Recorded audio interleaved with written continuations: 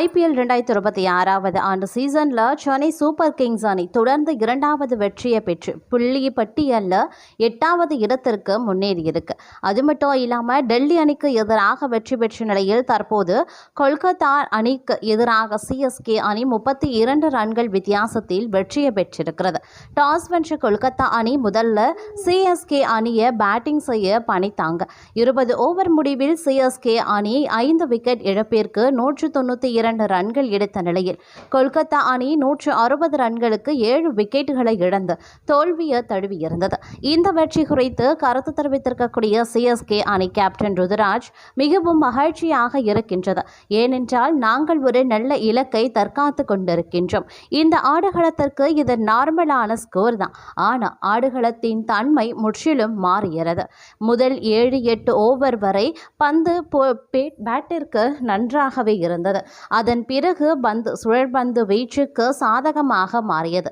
முதல்ல நாங்கள் 200 முதல் 210 ரன்கள் வரை அடிக்க வேண்டும் என்று நினைத்தோம்.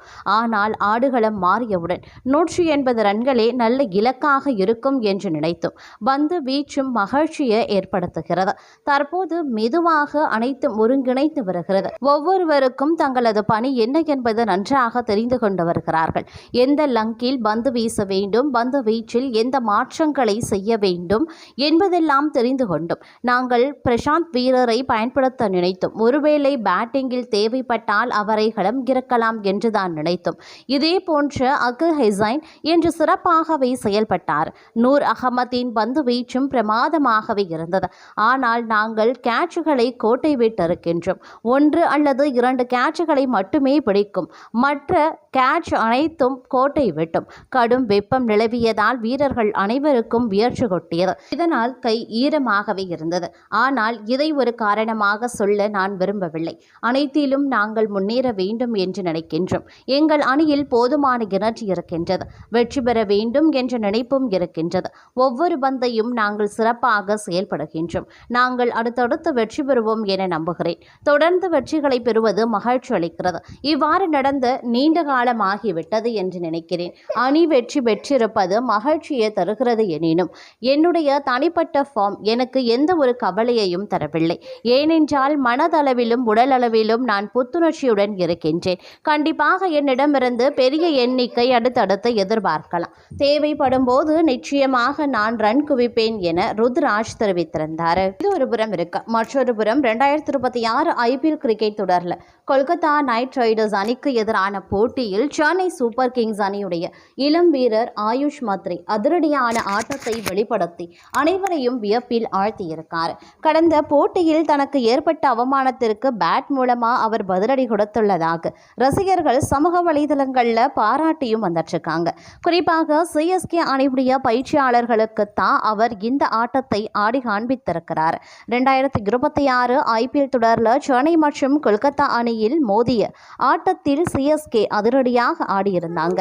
இதில் இளம் வீரர் ஆயுஷ் மத்ரே களமிறங்கியது முதலே பவுண்டரிகளையும் சிக்சர்களையும் பறக்கவிட்டார்.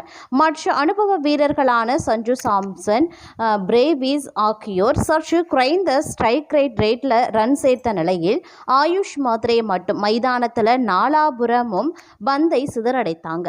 இவங்களுடைய இந்த அதிரடி ஆட்டம் CSK அணியுடைய ஸ்கோர் மளமளவென உயர முக்கிய காரணமாகவே அமைந்தது. ஆயுஷ் மத்ரேவின் இந்த ஆக்ரோஷமான ஆட்டத்திற்கு பின்னணியில் ஒரு கசப்பான சம்பவமும் இருக்கிறது.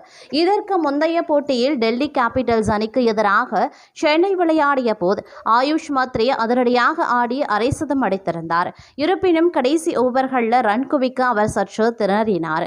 இதனால் அதிருப்தியடைந்த CSK பயிற்சியாளர்கள் அவரை ரிட்டையர் அவுட் முறையில் ஆடுகளத்தை விட்டு வெளியேறுமாறு உத்தரவிட்டனர். பாதி ஆட்டத்திலேயே வெளியேற்றப்பட்டதால் ஆயுஷ் மத்ரே பெரும் ஏமாற்றம் அடைந்தார்.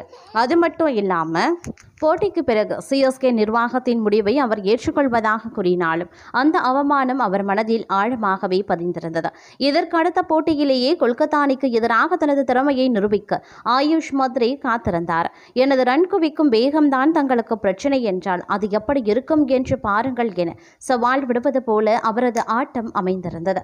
அந்த போட்டியில் வெறும் 17 பந்துகளை எதிர்கொண்ட அவர் 38 ரன்கள் குவித்திருந்தார்.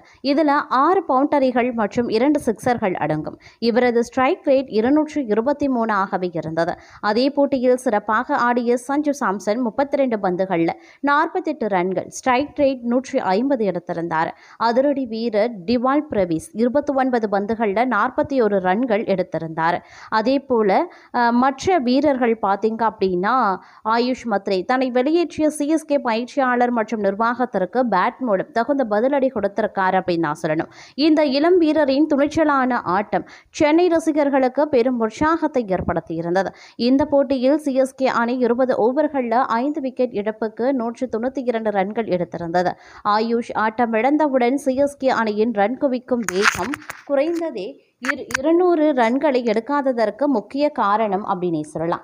இருப்பினும் இந்த போட்டியில் கொல்கத்தா அணி சொதப்பலாக பேட்டிங் செய்திருந்த நிலையில் இந்த 160 ரன்கள் மட்டுமே எடுத்திருந்தாங்க பேட்டிங்கில். இதையடுத்து சிஎஸ்கே அணி 32 ரன்கள் வித்தியாசத்திலையும் வெற்றி பெற்றிருந்தது குறிப்பிடத்தக்க ஒரு விஷயம் அப்படின்னே கூட சொல்லலாங்க. அது மட்டும் இல்லாமல் மற்றொரு புறம் பார்த்தீங்க அப்படின்னா 2026 ஐபிஎல் கிரிக்கெட் தொடரில் சென்னை சூப்பர் கிங்ஸ் அணிக்கு எதிரான போட்டியில் 32 ரன்கள் வித்தியாசத்தில் தோல்வியடைந்ததற்கு பிறகு தங்களது தோல்விக்கான காரணங்கள் குறித்து கொல்கத்தா நைட் ரைடர்ஸ் அணியுடைய கேப்டன் அஜிங்கியா ரஹானே விரிவாகவே பேசியிருந்தார். அதாவது சென்னை சேப்பாக்கம் மைதானத்தில் நடந்த இந்த போட்டியில் முதல்ல பேட்டிங் செய்த சிஎஸ்கே அணி 20 ஓவர்களில் 5 விக்கெட் இழப்பிற்கு 192 ரன்கள் குவித்திருந்தாங்க. சிஎஸ்கே அணியினுடைய பவர் பிளேயில் அதிரடியை மிரள வைத்திருந்தது. குறிப்பாக இளம் வீரர் ஆயுஷ் மத்ரே 17 பந்துகளில் 38 ரன்கள் குவித்திருந்தார். அதே போல சஞ்சு சாம்சன் 48 ரன்களும், டிவால் பிரவிஸ் 41 ரன்களும் சேர்த்திருந்தாங்க. தொடர்ந்து 193 ரன்கள் என்ற இலக்குடன் களம் இறங்கிய கொல்கத்தா அணி 20 ஓவர்களில் 7 விக்கெட் இழப்பிற்கு 160 ரன்கள் மட்டுமே எடுத்து தோல்வியை தழுவியது. தோல்விக்கு பிறகு பேசிய கேப்டன் ரஹானே, பேட்டிங் எங்களுக்கு சரியான வேகம் கிடைக்கவில்லை. பந்து வீச்சை பொறுத்தவரை நாங்கள் சிறப்பாகவே செயல்பட்டோம் என்று கருதுகிறேன். சிஎஸ்கே அணி பவர் பிளே ஓவர்களில் 70 ரன்களுக்கு மேலே குவித்த போதிலும் அவர்களை 192 ரன்களுக்குள் கட்டுப்படுத்தியது எங்கள் பந்து வீச்சாளர்களின் சிறந்த உழைப்பு. ஆனால் பேட்டிங்கில் பவர் பிளே ஓவர்களில் நாங்கள் வெறும் 36 அல்லது 37 ரன்கள் மட்டுமே எடுத்தோம். அங்கேயே நாங்கள் பின்னடைவை சந்தித்தோம். இந்த போட்டியில் அதுதான் மிகவும் முக்கியமானது. மிடில் ஓவர்களில் சுழற்பந்து வீச்சாளர்களை எதிர்கொண்டு ரன் குவிப்பது சவாலாகவே இருந்தது.